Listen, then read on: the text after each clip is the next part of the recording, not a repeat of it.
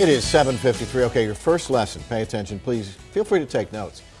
First lesson in back-to-school shopping is do not break the bank. No, consumer reporter Steve Noviello joins us with the shopping strategies that will save you some money. Okay, where do we begin, Steve? Good morning to you guys. You know, we can begin with this little lesson. As I was prepping for this segment, I realized what a nightmare I was when I was a little kid and we would go back to school shopping, because I would want a new everything, a new book and a new, scissors and new paper and new pens.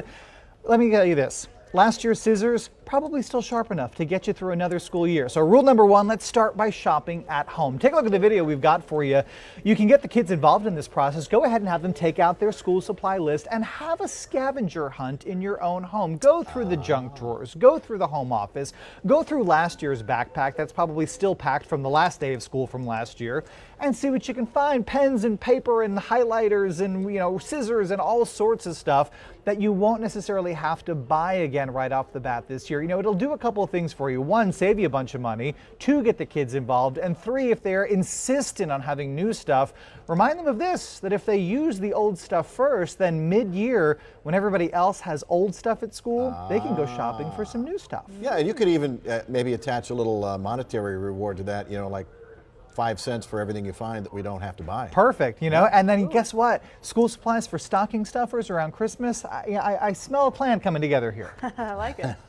You fool them. So you do need to buy some stuff, and you want to save money on that, right? You do need to buy some stuff, and there's actually really a lot of great ways to save because there's so much competition for your back-to-school dollars. So take a look. We've got a couple of different apps I want to talk about with you. Ibotta, Checkout 51. These are those refund apps where you go on and you kind of download coupons in advance of your purchase, and then you upload your receipt, and if you buy the things that had a coupon, then all of a sudden you get that cash back, right? Also, Walmart Savings Catcher, a great program, and it's certainly going to be beefed up for back to school. Here's how it works. If you shop at Walmart and you participate in their Savings Catcher program, if the same identical item is advertised in print locally by one of their competitors and they have it for less than you paid at Walmart, you upload your receipt to the Savings Catcher app or website, and they will refund you the difference that you paid over what the lower competitor price is.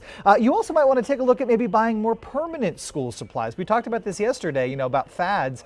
I know that Ninja Turtles are going to be hot, but next year when they're not so hot, what do? So maybe this year you buy a more generic backpack, allow the kid to maybe decorate it with Ninja Turtles patches or colors or whatnot. And that way next year when the Turtles are out and Batman is in, you switch out the patches and keep the pack. Love that idea. Yeah, it's always fun to get the kids involved and to let them pick out their school supplies, but then at the same point, they're not looking at the price tag. Exactly, and that's really when it comes to the actual act of shopping. There's kind of a yes and no strategy here. Yes, you want to get them involved, but you don't necessarily need to take them on the whole trip, because let's be honest, the kids at the store with you is not going to lead to mom and dad taking their time and price checking and making sure they're not duplicating purchases, because really you just want to kind of get out of there, right?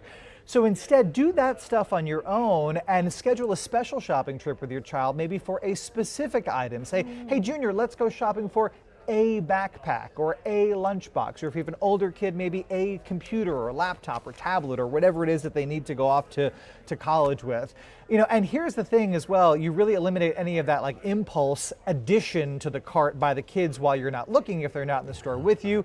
And one of the most important pieces of advice, and I'm sure that a lot of moms and dads will agree, put your kid's name on everything you buy, because the very worst kind of back-to-school cash you can spend is when you are rebuying stuff that you already purchased because the original stuff ended up in lost and found with no name on it and no way to claim that it was actually yours to begin with. I don't have any more pencils. I don't know where they all What went. happened? We sent you to school with 2 gross of pencils. I know. Thanks, Steve. Great tips. Yep.